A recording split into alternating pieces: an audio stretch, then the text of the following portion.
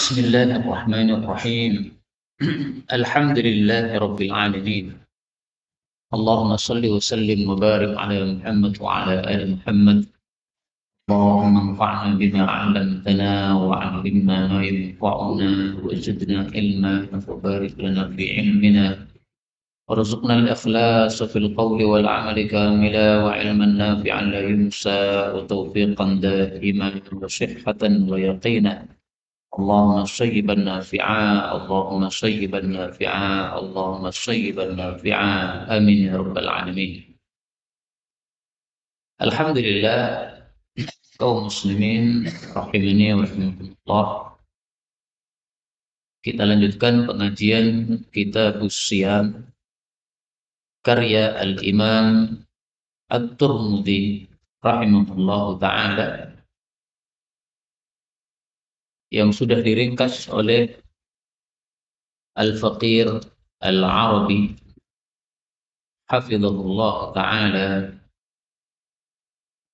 dan kita sudah membacanya sampai hadis yang ke-8 ya. Maka kita lanjutkan sekarang hadis yang ke-9 dari kitab Siyam karya Al-Imam At-Tirmidzi. Qala al-muallif rahimahullahu ta'ala wa nafa'ana bihi wa bi'ulumihi fid dharain amin. Babun bab ma jaa, riwayat yang datang fi shaumi, tentang puasa, fi syahadah, dengan saksi, yaitu saksi yang melihat hilal. Hadis yang ke-9, an Ibnu Abbas radhiyallahu anhuma qala jaa, telah datang A'rabiyun, seorang Arab desa, Arab Badui, ilan Nabi, kepada Nabi sallallahu alaihi wasallam. Faqala, maka dia mengatakan, ini sesungguhnya aku, ra'aitu, aku melihat al-hilala, hilal, yaitu hilal Ramadan. Qala, maka Nabi bersabda, atashhadu, apakah engkau bersaksi, alla ilaha illallah, bahwasanya tiada Tuhan yang berhak disembah selain Allah. Atashhadu, apakah engkau bersaksi anna Muhammadan, bahwasanya Nabi Muhammad Rasulullah, utusan Allah. Qala, dia mengatakan, na'am, iya. Qala, beliau bersabda, ya Bilal, wahai Bilal, adzin, umumkanlah, finnasi, pada manusia, ayyasumu, supaya mereka berpuasa, ghadan, besok. Hadis ini derajatnya dhaif, tetapi diamalkan isinya oleh para ulama. Maka Imam Tirmidzi mengatakan wal amal ala hadzal hadis, dan pengamalan berdasarkan hadis ini inda aktsari ahli ilm, menurut mayoritas para ulama.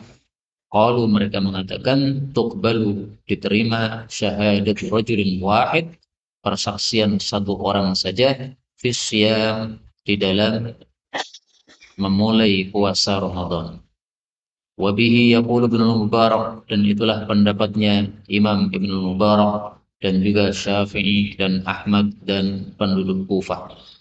Qala Ishaq, adapun Ishaq berpendapat, la yusamu, tidak boleh dilakukan puasa Ramadan, illa, kecuali bi syahadati rajulaini, dengan persaksian dua orang laki-laki. Kalau satu orang tidak cukup. Walam yakhtalif, dan tidaklah berselisih ahlul ilmi, para ulama, fil iftar, dalam masalah buka puasa, annahu, bahwasanya la yuqbalu fihi, tidak diterima padanya, illa syahadatu rajulain, kecuali persaksian dari dua orang laki-laki. Kaum muslimin rahimani wa rahimakumullah, hadis ini membahas tiga masalah. Masalah yang pertama, bahwasanya saksi yang melihat hilal ini disyaratkan harus seorang muslim. Kalau dia orangnya kafir, maka tidak memenuhi syarat sebagai saksi. Karena itulah di sini Rasulullah bertanya, atashhadu an la ilaha illallah, atashhadu anna Muhammadar Rasulullah.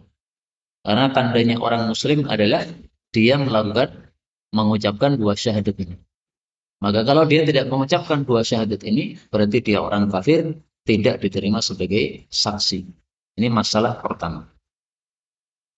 Masalah yang kedua, hadis ini menunjukkan bahwa untuk puasa Ramadan, khusus untuk puasa Ramadan, maka satu orang saksi sudah cukup bisa diterima. Adapun untuk keluar dari Ramadan atau untuk menetapkan satu Syawal, maka hukum asalnya adalah bahwa saksi minimal 2 orang. Maka dalam hadis ini yang menjadi saksi hanya 1 orang, A'rabi, orang Arab desa saja. Tapi oleh Nabi diterima. Sehingga Nabi mengatakan, baiklah kita besok mulai puasa. Meskipun kita tidak ada yang melihat hilal. Tapi ini ada 1 orang melihat hilal, dia orang Muslim, dia orang Arab desa. Kita terima persaksiannya, besok kita mulai puasa. Tapi memang masalah ini masalah khilafiyah.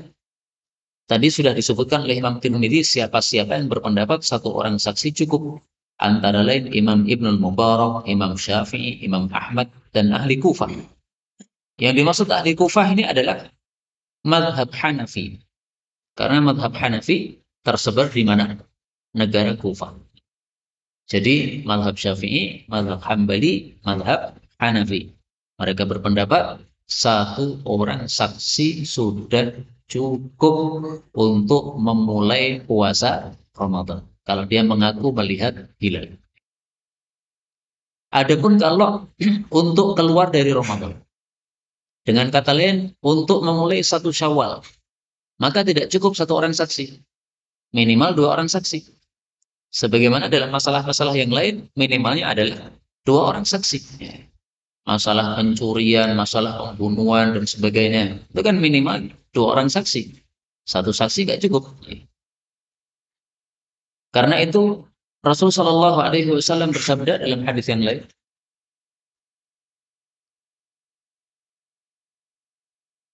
Fa'in syahida syahidani.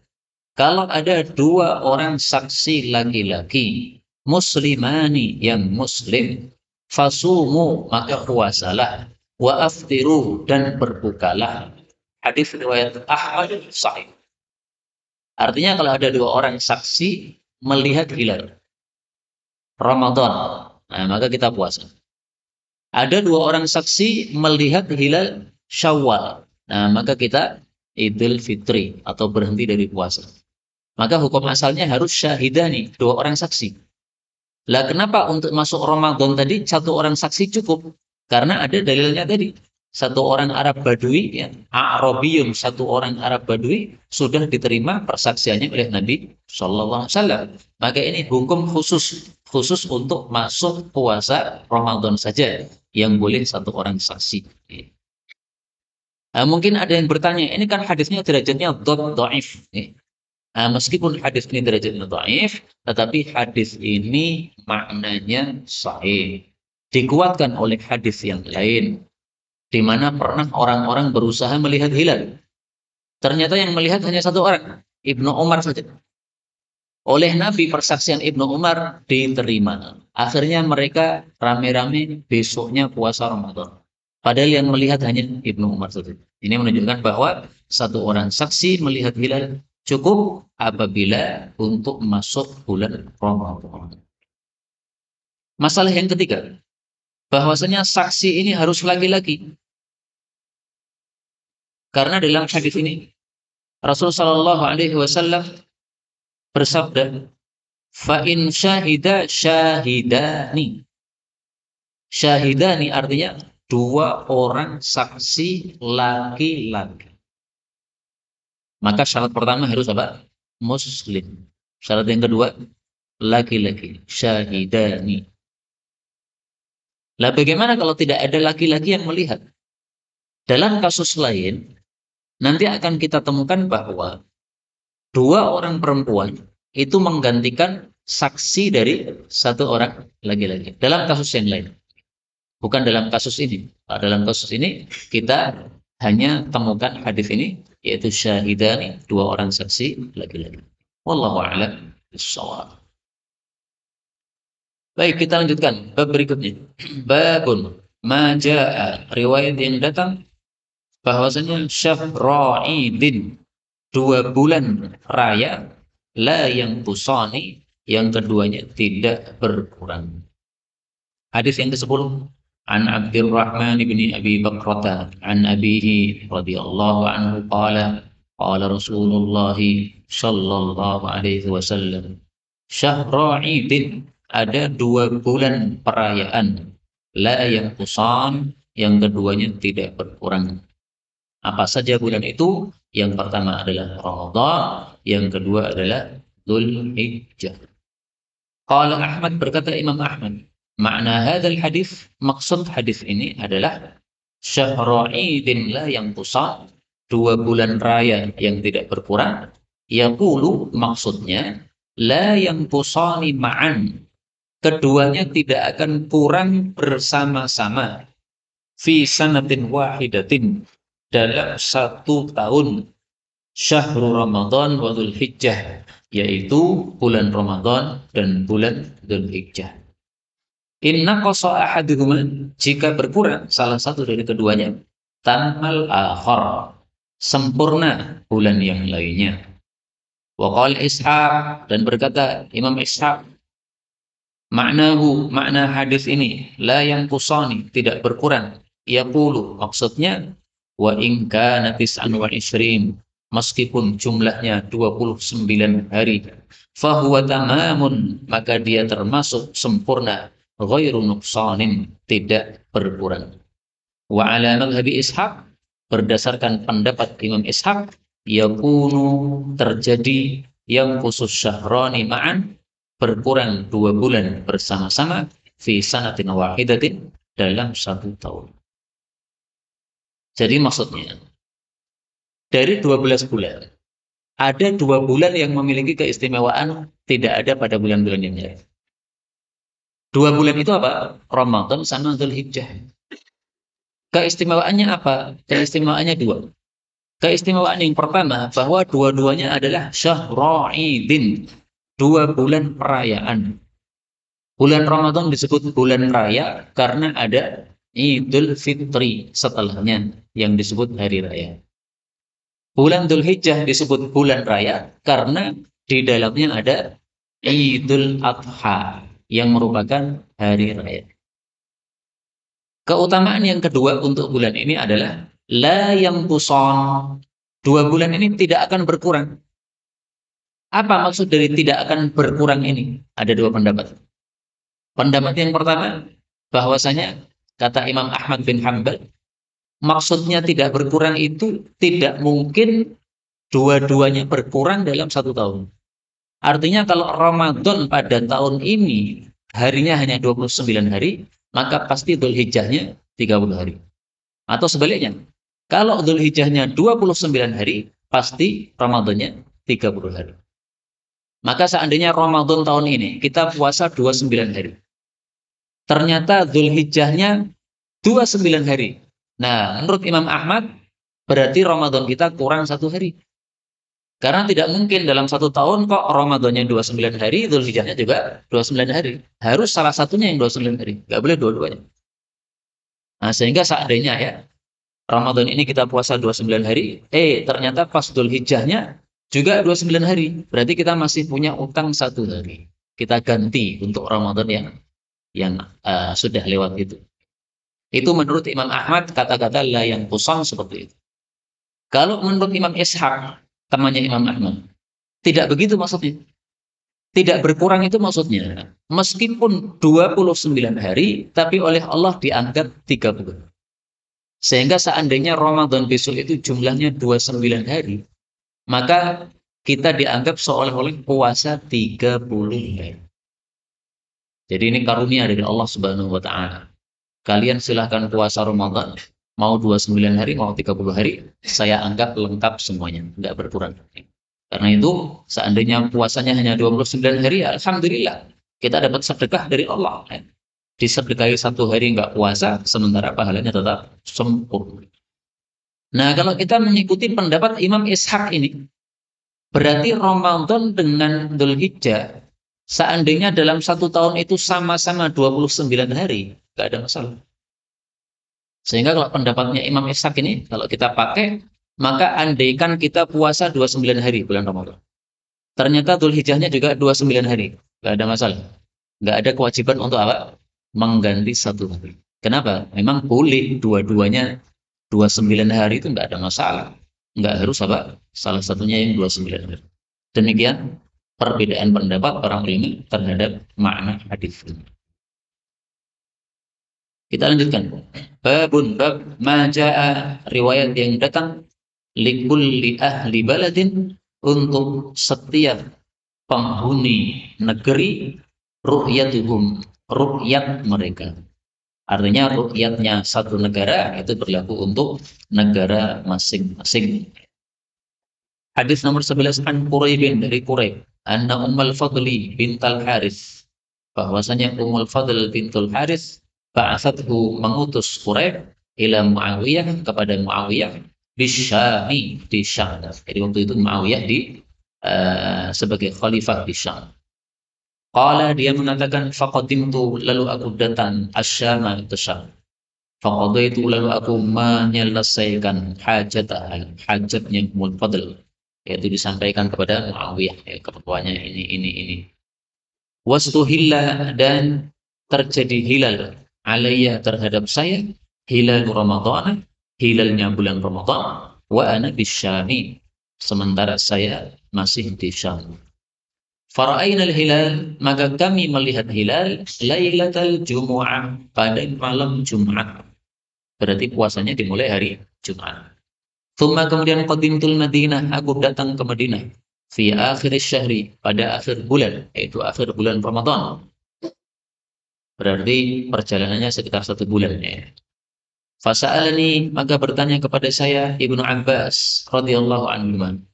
Thumma kemudian dzakarul hilal, dia menyebutkan tentang hilal. Faqala, maka dia bertanya, mata kapan ra'aitum kalian melihat al-hilal, hilalnya? Faqultu, maka saya menjawab, ra'ainahu, kami melihat hilal lailatal Jumu'ah, pada malam Jumat. Faqala, maka Ibnu Abbas bertanya, anta, apakah engkau ra'aitahu, melihatnya lailatal Jumu'ah, malam Jumat? Faqultu, maka saya menjawab, ra'ahun nasu, orang-orang yang melihatnya. Wasamu, dan mereka juga puasa. Wasama Muawiyah, dan Muawiyah juga puasa. Qala Ibnu Abbas mengatakan, lakin akan tetapi ra'ainahu, kami melihat hilal lailatas sabt, pada malam Sabtu. Fala nazalu, maka tidak henti-hentinya, nasumu, kita puasa, hatta sehingga nukmila, kita sempurnakan, thalathina yauman, 30 hari. Atau narahu, kami melihat hilal, maksudnya melihat hilal sebelum 30 hari. Fakultu, maka saya berkata, ala taktafi, tidakkah engkau mencukupkan diri bi ru'yati Muawiyah, dengan ru'yat yang dilakukan oleh Muawiyah, wasiyamihi, dan puasanya? Qala, Ibnu Abbas menjawab, la, tidak. Hakada, seperti inilah, amarna, menyuruh kami Rasulullah sallallahu alaihi wasallam. Jadi maksud hadis ini Quraib, seorang tabi'i, tampaknya dia diutus oleh Ummul Fadl untuk menemui Muawiyah. Tolong, saya punya hajat-hajat, sampaikan ke Muawiyah. Nah, dia datang dari Madinah menuju ke Syam. Muawiyah tinggalnya di Syam. Ternyata sampai Syam masuk tanggal 1 Ramadan. Orang-orang Syam melihat hilal pada malam Jumat. Maka mereka mulai puasa Ramadan hari Jumat. Nah, begitu pulang ke Madinah di akhir bulan Ramadan, ditanya oleh Ibnu Abbas, orang-orang Syam bagaimana? Oh, kami di Syam sudah mulai puasa hari Jumat, karena hilal terlihat oleh kami malam Jumat. Nah, maka Ibnu Abbas mengatakan, kalau kami di Madinah tidak. Kami berpuasanya pada hari Sabtu, karena baru melihat hilal pada malam Sabtu. Nah, maka oleh Quraib ditanya, loh, kenapa nggak ngikuti yang di Syam saja? Syam sudah melihat hilal, yang Madinah ikut-ikutan saja yang Syam. Maka kata Ibnu Abbas, oh nggak begitu. Yang disuruhkan oleh Nabi nggak begitu. Nabi menyuruhkan, puasalah kalian ketika melihat hilal. Nah, orang Syam melihatnya malam Jumat, otomatis mereka puasanya hari Jumat. Orang Madinah di tempat yang lain puasanya melihatnya malam Sabtu, berarti puasanya hari Sabtu. Posisinya gini ya, Mekah itu di selatan. Kalau kita ke utara nanti akan ketemu kota Madinah. Nah, kalau nanti ke utara lagi kita akan ketemu Syam. Oke. Nah, maka ini perjalanan dari Madinah menuju Syam ini ke arah utara. Setelah itu pulang lagi, perjalanan sekitar 1 bulan. Sekitar, tidak harus 1 bulan. Karena waktu itu zaman itu pakai onta. Nah, ternyata kata Ibn Abbas, masing-masing negara itu ya ru'yat hilalnya berlaku untuk negara masing-masing. Maka kita tidak pakai ru'yatnya Saudi. Demikian juga orang-orang Saudi tidak pakai ru'yatnya Indonesia. Indonesia melihat hilal hari apa, yaitu puasanya. Karena itulah Imam Tirmidzi berkomentar, wal amalu ala hadzal hadis, dan pengamalan berdasarkan hadis ini inda ahli ilm, menurut para ulama, anna likulli ahli baladin, bahwasanya untuk masing-masing penduduk negara ru'yatuhum, ru'yatnya masing-masing. Nah, tapi perlu diketahui bahwa memang ada pendapat yang lain. Pendapat yang lain tersebut disebut ittihadul matalib atau ittihadul matla'. Dianggap matla' itu satu. Artinya apa? Kalau di seluruh dunia ini sudah ada satu tempat yang melihat hilal, maka berlaku untuk negara yang lain. Negara mana yang paling cepat melihat hilal? Ya. Nah, kalau dia paling cepat melihat hilal, maka yang lain-lain tunduk, semuanya ikut. Tapi pendapat ini menurut Ibnu Abbas tidak sesuai perintah Nabi Shallallahu Alaihi Wasallam. Karena itu kita pakai pendapatnya sahabat saja yang mengatakan bahwa masing-masing negara itu ru'yatnya untuk tempat-tempat masing-masing. Kecuali kalau dua negara tetapi matlaknya satu, yaitu tempat terbit hilalnya satu, karena negaranya berdekatan sekali. Sama-sama negara kecil dan berdekatan. Misalnya Brunei dengan Malaysia, kecil-kecil nih. Nah, ketika dia berdekatan bisa saja matlaknya satu. Sehingga kalau sudah satu melihat, yang lainnya ikuti yang sebelahnya, nggak ada masalah. Kalau memang matlaknya satu. Nah, untuk mengetahui apakah ini matlaknya satu atau tidak, yaitu nanti ahli falak yang mengetahuinya. Baik, kita lanjutkan. Bab majaa, riwayat yang datang ma yustahabbu alaihi, apa yang disunnahkan atasnya al-iftar, buka puasa. Maksudnya sunnahnya buka puasa dimulai dengan apa? Hadis 12. An Salman bin Amir al-Tabbi radhiyallahu anhu, anin Nabi sallallahu alaihi wasallam qala, apabila aftara, berbuka, ahadukum, salah satu kalian, falyuftir, maka hendaklah berbuka, ala tamrin, dengan kurma. Fa illam yajid, apabila tidak mendapati, maksudnya tidak mendapati kurma, falyuftir, maka hendaklah berbuka, ala ma'in, dengan air, maksudnya air putih. Fa'innahu, karena sesungguhnya air putih itu tahurun, mensucikan. Hadis ini mengandung dua masalah. Masalah yang pertama, disunnahkan buka puasa dimulai dengan kurma. Kurma itu adalah buah, dan kurma itu manis. Sebagian orang salah paham. Berarti yang penting buka puasa itu dimulai buah. Maka kalau di Indonesia dimulai pisang. Nah, ini pemahaman yang tidak benar. Kenapa? Karena di masa Nabi buah itu sangat banyak. Tidak hanya kurma saja. Mungkin juga ada pisang. Tetapi yang jelas di sana ada kurma, di sana ada anggur dan yang lain-lain. Nah, ketika oleh Nabi disebut kurma, berarti ini hukum khusus untuk kurma. Dan ternyata memang para ahli gizi mengatakan di dalam kurma ada suatu zat yang cocok untuk orang yang puasa. Puasa itu menyebabkan mata jadi lemah. Nah, kelemahan yang terjadi pada mata kita gara-gara kita puasa itu akan kembali pulih apabila kita buka puasa dimulai dengan kurma. Kalau kita makan nasi dulu baru kurma setelah itu, maka efeknya kurma ini kurang sempurna. Tapi ketika masih kosong, kemudian perut kita masih kosong, dimulai langsung kurma. Nah, ini mudah tercerna sehingga akan menormalkan kembali apa kondisi-kondisi kelemahan yang terjadi pada tubuh kita gara-gara puasa. Meskipun di sini Nabi tidak menyebutkan ya kurma. Kenapa kurma? Nggak disebutkan oleh Nabi. Tapi kalau yang air Nabi sebutkan. Kenapa air? Karena air itu mensucikan. Kemudian yang kedua, hadis ini menunjukkan bahwa kalau tidak ada kurma, maka kita disuruh berbuka ala ma'in dengan air putih. Maka urutannya yang benar adalah kurma kalau ada. Kalau tidak ada baru air putih, bukan buah, bukan yang manis dan sebagainya. Adapun buah itu nomor 3. Kurma nggak ada, air putih nggak ada. Nah, baru buah. Buah dikiaskan dengan kurma karena kurma adalah sama-sama buah. Kurma belum terkena air terkena api sama sekali. Nah, buah juga begitu, belum terkena api sama sekali. Nah, maka yang dikiaskan dengan kurma itu nomornya nomor 3, jangan nomor 1 ya, tidak benar. Dan kemudian ketahuilah bahwa sebenarnya urutannya itu sebelum kurma ada satu lagi, yaitu kurma basah berdasarkan hadis nomor 13.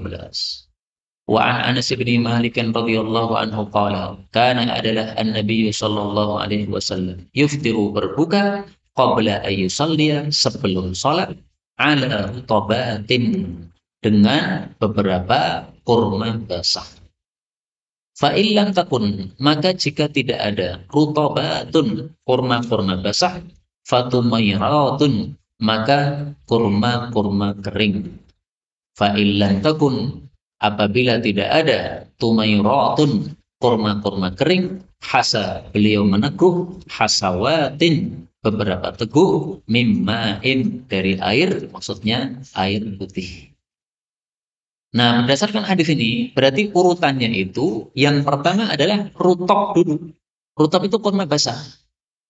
Kurma yang masih ada di pohon, yang kalau dipetik bersuara tak gitu. Yang dimakan seger, keras.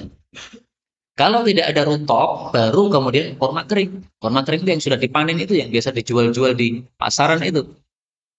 Lah kenapa hadis yang pertama tadi kok tidak menyebutkan rutop, hanya menyebutkan kurma kering? Itu sebabnya karena rutop itu jarang adanya.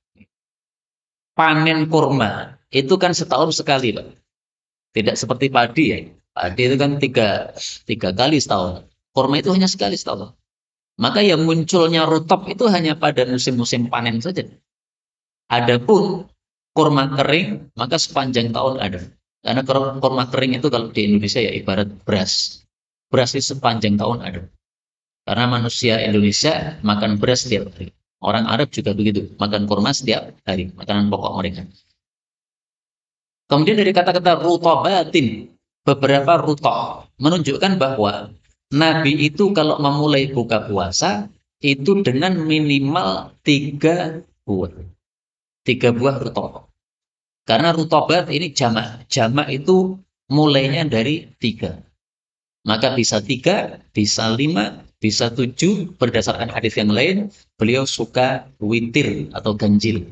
Nah, maka beliau hitung, ngambil 3 kurma, atau ngambil 5 kurma, atau ngambil 7 kurma. Orang Indonesia banyak yang tidak suka kurma. Sehingga ketika buka puasa, dia hanya mengambil 1 butir kurma. Bahkan mungkin ada yang mengambil separuh kurma saja. Sebagai syarat pokoknya melakukan sunnah. Nah, maka saya jawab bahwa hal itu sudah cukup, sudah mengikuti sunnah. Tetapi kurang sempurna. Kalau ingin sempurna, maka tumairotun. Kurmanya beberapa kurma minimalnya 3. Karena di sini disebutkan dengan kalimat jamak. Tumairotun. Beberapa kurma. Berarti minimalnya apa? 3. Maka ringkasnya, kalau kita mulai buka puasa dengan 3 kurma, itu lebih utama. Itu mengikuti sunnah secara sempurna. Kalau kita memulainya dengan 1 butir kurma atau separuh, maka itu sudah dapat sunnah, tapi belum sempurna. Adapun yang tidak sesuai sunnah adalah kalau kita mulai dengan cola, atau kita mulai dengan pisang, atau kita mulai dengan teh panas, atau kita mulai dengan gorengan. Nah, itu yang tidak sesuai sunnah. Meskipun ya puasanya sah, Tapi ya kita tidak dapat pahala karena tidak melakukan sunnah Nabi Sallallahu Alaihi Wasallam.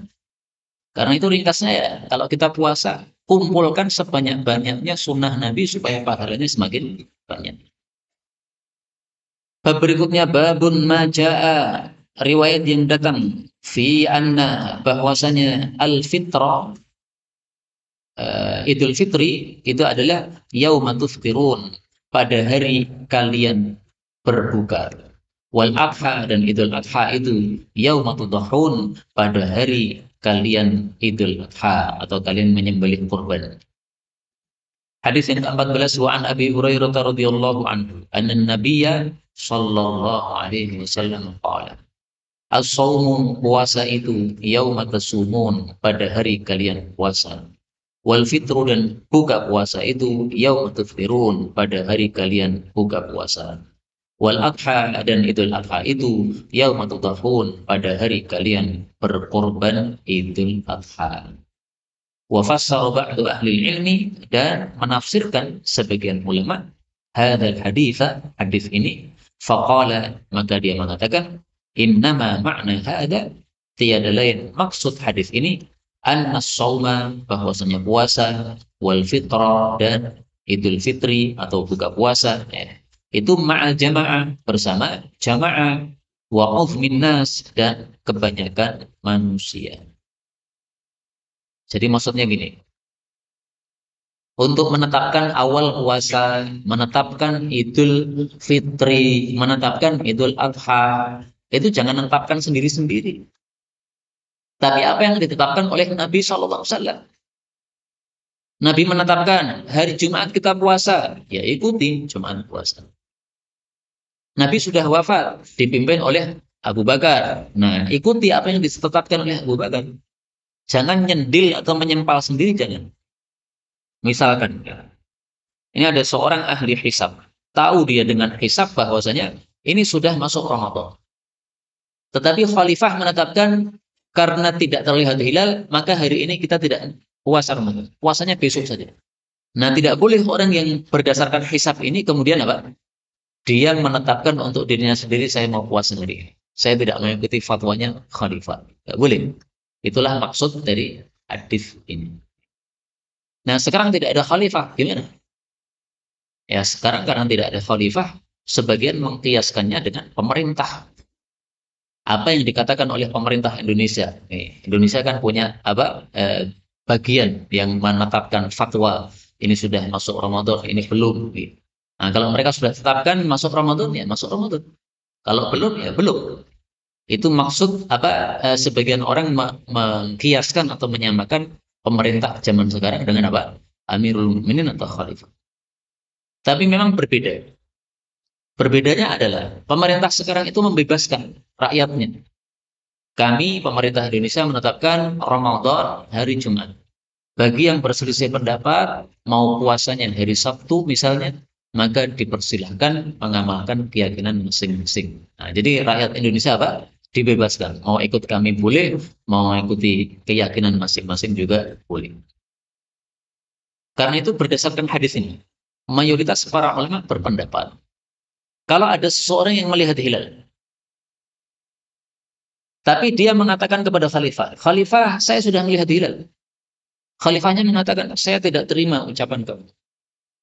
Akhirnya khalifah menetapkan bahwa puasa Ramadan tidak hari itu, tapi nunggu besok. Maka orang ini yang betul-betul matanya sudah melihat hilal, berdasarkan hadis ini oleh mayoritas para ulama, kamu tidak usah puasa. Kenapa? Karena Nabi menetapkan as-shaumu yauma tasumun. Puasa adalah ketika orang-orang yang lain puasa. Maka kamu meskipun kamu melihat, ya kamu nggak usah puasa. Karena orang-orang belum puasa. Tapi saya jujur, ini masalah khilafiyah. Sebagian ulama berpendapat, kalau ada orang yang melihat hilal, maka meskipun persaksiannya ditolak oleh pemerintah, oleh khalifah, dia tetap melakukan berdasarkan apa yang dia lihat. Kalau dia melihat ini sudah Ramadan, ya dia puasa, meskipun sendiri, tidak ada masalah.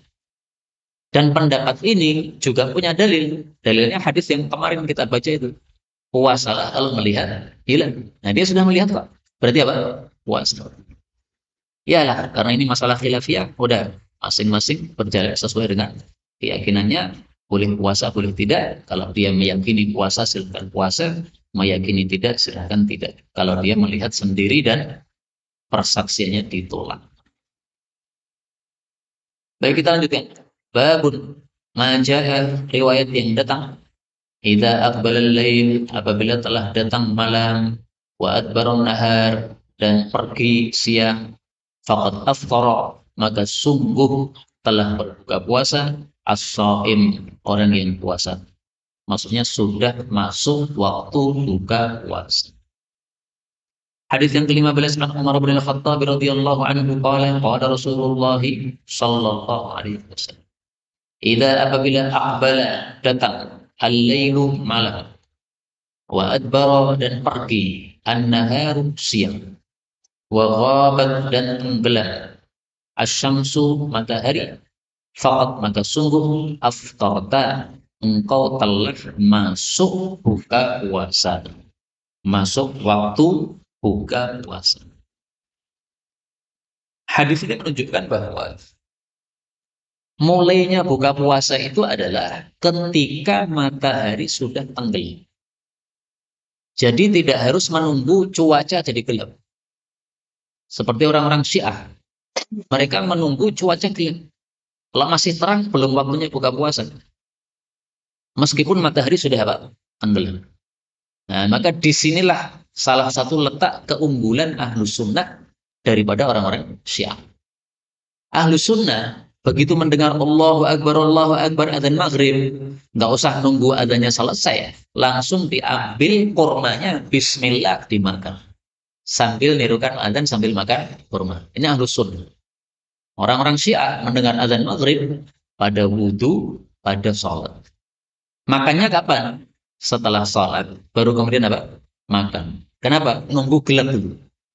Nah, di sini Nabi tidak menyuruh kita menunggu gelap, tapi menunggu apa? Aqbalal lail, malam datang. Dalam hadis yang lain disebutkan, malam datang dari sono. Nah, sambil sono itu sambil menunjuk arah timur. Artinya gelap sudah mulai datang dari arah timur. Wa adbaran nahar, dan siang pergi dari sana. Sana mana? Nunjuk arah barat. Matahari kan dari timur berjalan terus kan kemudian ke barat kan? Nah, karena dia tenggelamnya di barat, otomatis yang pertama gelap arah timur. Gelapnya merembet nanti dari timur maju terus sampai yang terakhir yang barat jadi gelap. Karena itu ringkasnya, waktu buka puasa itu intinya pada kalimat ini. Ghabatis syamsu. Sudah tenggelam matahari belum? Kalau sudah tenggelam matahari sudah masuk buka puasa. Enggak perlu nunggu seluruh langit gelap, enggak perlu. Karena apa? Cukup gelap di sebagian tempat, yaitu di arah timurnya saja. Aqbalal lail. Maka definisi malam itu apa? Malam itu adalah apabila matahari sudah tidak tampak. Itu malam. Allah mengatakan di dalam Al-Quran, "Tsumma atimmus siyama ilal lail." Kemudian sempurnakanlah puasa sampai malam. Lah, malam itu apa? Kalau kamu artikan malam itu gelapnya langit, salah. Malam itu adalah tidak tampaknya matahari karena sudah tenggelam. Plus. Dalilnya apa? Nah, dalilnya dalam surat Al-Lail. Allah mengatakan, wan nahari, demi siang, idza jallaha, apabila menampakkan matahari. Wal laili, demi malam, idza apabila yaghshaha, menutupi matahari. Jadi malam itu adalah ketika mataharinya sudah tertutup alias tidak terlihat, alias sudah tenggelam. Meskipun cuaca langit masih terang benderang. Nah, maka alhamdulillah kita bersyukur kepada Allah karena kita termasuk Ahlus Sunnah, sehingga pengamalan kita selama ini sudah sesuai sunnah Nabi Shallallahu Alaihi Wasallam. Sehingga nanti tidak usah heran kalau panjenengan misalnya punya tetangga orang Syiah, mendengar azan maghrib kok pada belum makan. Nah, karena keyakinan mereka malam itu adalah apa? Gelap. Nah, keyakinan kita bukan. Malam itu adalah tenggelamnya matahari. Nah, maka kita sampaikan kepada mereka, kalian kalau pengen sesuai sunnah, ini sunnahnya. Matahari tenggelam sudah masuk buka puasa. Kita lanjutkan. Babun ma jaa, riwayat yang datang fi ta'jilil iftar, tentang menyegerakan buka puasa. Hadis yang ke-16, an Sahl bin Sa'd radhiyallahu anhu qala Rasulullah sallallahu alaihi wasallam, la yazalu, tidak henti-hentinya, an-nasu, manusia, bi khairin, pada kebaikan, ma, selama, ajalu, mereka segerakan, al-fitrah, buka puasa. Wa huwa alladhi, dan inilah pendapat yang ikhtarahu ahlul ilm, dipilih oleh para ulama, min ashabin Nabi sallallahu alaihi wasallam wa ghairihim, baik dari sahabat Nabi maupun yang lain-lain. Istahabbu, mereka menyukai ta'jil al-fitr, menyegerakan buka puasa. Wa bihi yaqulu Syafi'i, itulah pendapat Syafi'i, Ahmad dan Ishaq. Jadi ringkasnya, di dalam buka puasa itu sunnahnya berkebalikan dengan sahur. Kalau sahur kita disuruh mengundurkan, tetapi kalau buka puasa kita disuruh menyegerakan. Menyegerakan itu maksudnya apa? Maksudnya begitu matahari tenggelam, maka langsung kita buka puasa. Dengan kata lain, kalau matahari sudah tenggelam, langsung adzan maghrib, jangan menunda-nunda. Karena sebagian orang berpendapat untuk Ramadan adzan maghrib ditunda 2 menit. Setelah tenggelam matahari, tunggulah 2 menit supaya betul-betul yakin, baru adzan maghrib. Itu pendapat yang salah. Karena itu, kalau kita sudah mengetahui matahari tenggelam, plus, udah langsung adzan maghrib. Nggak usah nunggu apa-apa. Nggak usah nunggu aba-aba atau perintah. Nggak usah nunggu. Nah sekarang karena sudah banyak bangunan, sehingga ya kalau kita mungkin di apit pegunungan, akhirnya tidak bisa melihat tenggelamnya matahari. Ya kita pakai ilmu hisab, itu nggak ada masalah. Di dalam jadwal sudah disebutkan, ini tenggelamnya matahari hari ini adalah jam 5 lebih 55 menit misalnya. Nah begitu masuk 5 lebih 55 menit, sudah. Nggak usah nunggu 2 menit lagi, nggak usah. Langsung adzan maghrib. Maka pendapat yang mengatakan tundalah adzan maghrib khusus Ramadan, ben yakin, itu nggak benar. Itu tidak sesuai sunnah Nabi Sallallahu Alaihi Wasallam, karena berarti kita menunda. Padahal kita disuruh untuk mensegerakan. Apa yang dimaksud bi khairin? Umat Islam berada dalam kebaikan. Tafsirannya kita temukan dalam hadis yang lain. Rasul sallallahu alaihi wasallam mengatakan, la yazalud dinu zahiran, tidak henti-hentinya agama Islam ini akan menang, ma'ajjalan nasul fitrah, selama manusia menyegerakan buka puasa. Li'annal yahuda wan nasara, karena Yahudi dan Nasrani, yuakhirun, mengakhirkan buka puasa. Hadis riwayat Abu Daud. Jadi kebaikan yang kita dapatkan apa kalau kita berbuka puasa menyegerakan? Islam akan dimenangkan, ditampakkan oleh Allah Subhanahu wa taala. Kenapa? Karena dengan menyegerakan buka puasa, berarti kita punya 2 kebaikan. Kebaikan pertama, mengamalkan sunnah Nabi. Kebaikan yang kedua, menyelisih orang-orang kafir, Yahudi, Nasrani. Kalau mereka puasa, itu buka puasanya diakhirkan. Dengan kata lain, salah satu penyebab Islam ini terpuruk, Islam ini kalah, itu adalah karena umat Islam tidak menyelisihi orang-orang kafir. Umat Islam malah menyerupai orang-orang kafir. Orang-orang kafir mengatakan selamat Natal, umat Islam itu ikutan selamat Natal. Dipasang di tokonya selamat Natal. Kemudian nanti pas musim-musim lampion itu, nah, ikut-ikut pasang lampion, ikut-ikut pakai baju merah. Ya itu yang menyebabkan Islam kalah kayak begini. Umat Islam itu harus berbeda dengan orang kafir, malah menyerupai orang kafir. Itu penyebab kalah di situ. Ini salah satu penyebab saja, bukan satu-satunya penyebab itu, bukan. Penyebab kekalahan umat Islam daripada orang-orang kafir, salah satunya adalah karena orang-orang Islam menyerupai orang-orang kafir. Karena itu jangan menyerupai orang-orang kafir. Adat-adat barat tinggalkan semuanya. Misalnya orang-orang barat memulai misalnya gitu. Kepala ini digundul, dicukur, sisakan yang tengah tok, dawa begini. Nah, kalau mereka punya adat gitu, jangan ditiru. Orang Indonesia kan ada sebagainya begitu potong rambutnya itu. Nah, itu niru dari siapa itu? Dari orang-orang Barat yang kafir-kafir itu. Nah, maka jangan ditiru. Karena itu wajar sebagian ulama berpendapat tidak boleh para wanita memakai bengesan. Kenapa? Bengesan itu sumber pertama kali dari orang-orang Barat, orang-orang kafir. Tapi kalau saya mengikuti pendapat Syekh Utsaimin, bahwasanya bengesan itu boleh selama di dalam rumah untuk suami. Kalau mau keluar rumah gimana? Pakai cadar, bengesnya orang ketok. Nah, nanti kalau sudah masuk rumah buka lagi. Tapi kalau keluar rumah di bibir ada bengesnya yang merah-merah itu dihapus dulu, pakai penghapus dulu. Kalau udah bersih baru apa? Keluar, silahkan keluar. Karena kalau belum dihapus ini termasuk tabarruj, menampak-nampakkan kecantikan di hadapan orang-orang laki-laki yang bukan mahram. Baik, itu masalah khilafiyah. Kemudian di sini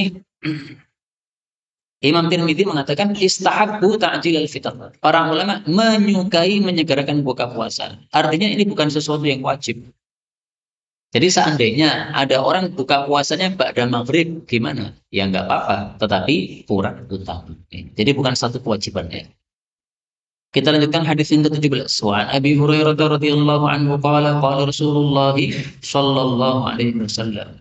Qala Allah azza wa jalla, berkata Allah azza wa jalla, inna ahabba, sesungguhnya paling disukainya ibadi hamba-hambaku ilayya, kepadaku, ajaluhum, yang paling segera dari mereka, fitran, berbuka puasa. Kata Imam Tirmidzi, haditsun hasanun gharibun. Hadis ini hasan dan gharib. Hadis hasan itu termasuk hadis yang sahih, bisa dijadikan dalil. Tapi kata Syekh Albani, hadis ini derajatnya dhaif. Diringkasnya, hadis ini ada dua pendapat para ulama. Ada yang mengatakan hasan, ada yang mengatakan dhaif. Kita taklid kepada salah satunya nggak ada masalah. Taklid mengikuti Imam Tirmidzi mengatakan hadis ini hasan, nggak ada masalah. Atau taklid mengikuti Syekh Albani mengatakan hadis ini dhaif, nggak ada masalah. Dari hadis ini kita ketahui bahwa Allah menyukai hamba-hamba yang ajaluhum, menyegerakan buka puasa. Karena itu kalau ada pengajian menjelang maghrib, nah tolong sudah disiapkan dulu buka puasanya itu sebelum selesainya pengajian. Kalau memang pengajiannya itu menunggu adzan maghrib. Karena kalau pengajiannya selesai adzan baru makanan disiapkan, ya nggak bisa menyegerakan gitu. Karena membagi untuk para jamaah itu kan ada waktunya lama. Yang pertama dibagi, dia bisa dapat makan. Tapi yang terakhir dapat berarti sudah menunggu lama. Kecuali kalau pengajiannya 5 menit sebelum adzan sudah cukup, sudah selesai. Nah, silakan makanannya dibagi setelah kajian, nggak ada masalah, supaya tidak mengganggu pengajian. Tapi kalau memang pengajiannya berhenti pas adzan pas, ya makanannya dibagi dulu sebelum selesai pengajian, supaya bisa mengamalkan hadis ini. Kemudian dalam hadis ini Nabi mengatakan qala Allah berkata. Ini hadis seperti ini disebut sebagai hadis qudsi. Disebut juga hadis Rabbani, disebut juga hadis ilahi, disebut juga hadis marwi. Marwi itu artinya diriwayatkan, maksudnya diriwayatkan oleh Nabi langsung dari Allah Subhanahu wa Ta'ala. Kita lanjutkan hadis yang ke-18. Wa an Abi Athiyyah radhiyallahu anhu qala, dakhaltu agamaan, aku masuk, aku wa Masrukun, dan Masruk nama orang, ala Aisyah, kepada Aisyah radhiyallahu anha. Faqulna, maka kami mengatakan, ya ummul mukminin, wahai ibunya kaum mukminin, rajulani, ada dua orang laki-laki, min ashabin Nabi sallallahu alaihi wasallam, dari sahabat-sahabat Nabi.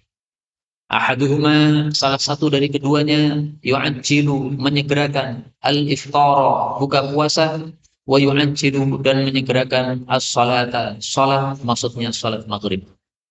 Wal akhar, dan yang lain, yu'akhirul iftara, mengakhirkan buka puasa, wa yu'akhiru salata, dan mengakhirkan salat, maksudnya salat maghrib. Qalat, berkata Aisyah, ayyuhuma, siapa dari keduanya, yu'ajjilul iftar, yang menyegerakan buka puasa, wa yu'ajjilus salat, dan menyegerakan salat maghrib. Qulna, kami mengatakan Abdullah bin Mas'ud, dia adalah Abdullah bin Mas'ud. Qalat, Aisyah mengatakan, hakada, seperti itulah, sana'a, melakukan Rasulullah sallallahu alaihi wasallam. Sampai di sini selesai perkataan Aisyah.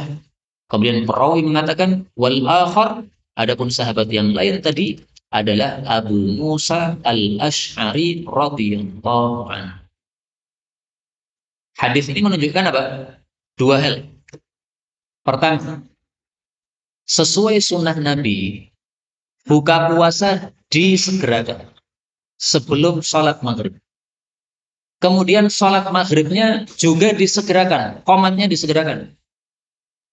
Karena itu paling bagus kalau kita buka puasa sebelum maghrib, itu buka puasa ringan saja. Kurma 3, habis itu minum, udah.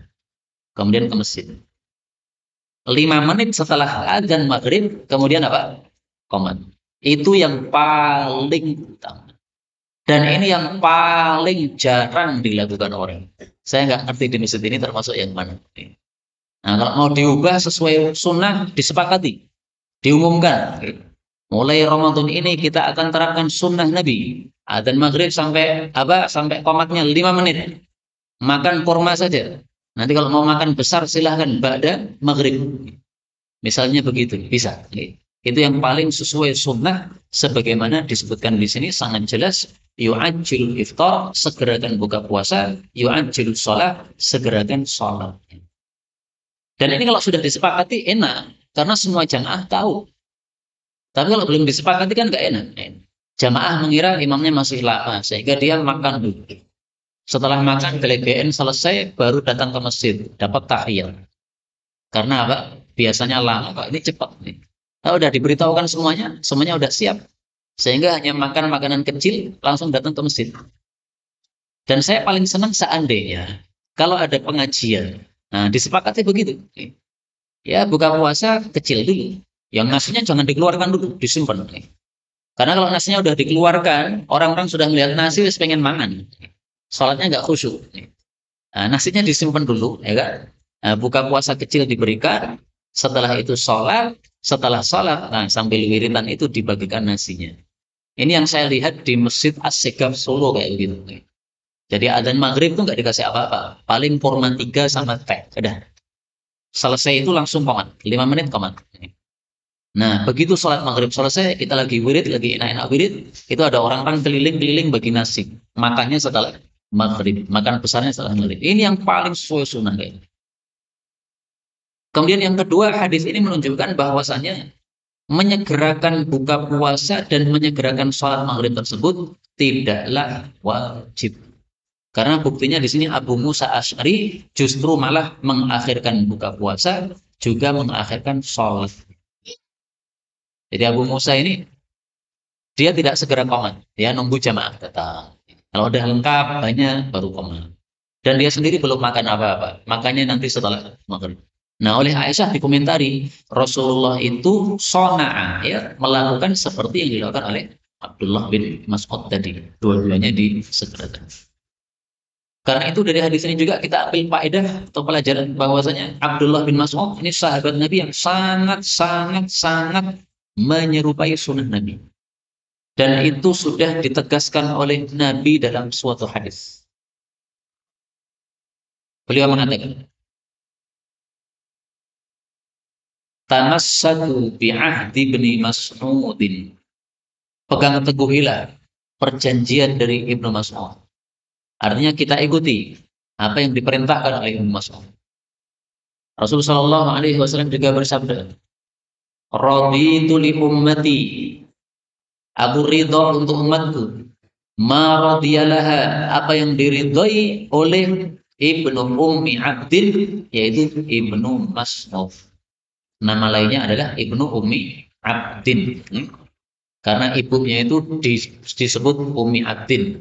Bapaknya disebut Mas'ud, maka kadang-kadang disebut Ibnu Mas'ud, kadang-kadang disebut Ibnu Ummi Abdin.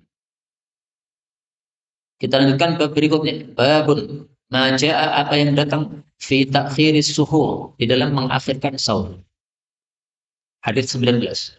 Wa an Anas bin Malik radhiyallahu anhu an Zaid bin Thabit radhiyallahu anhu qala tasahharna, kami sahur ma'an Nabi, bersama Nabi sallallahu alaihi wasallam. Tsumma, kemudian kumna, kami berdiri ila sholati, kepada salat, maksudnya salat subuh.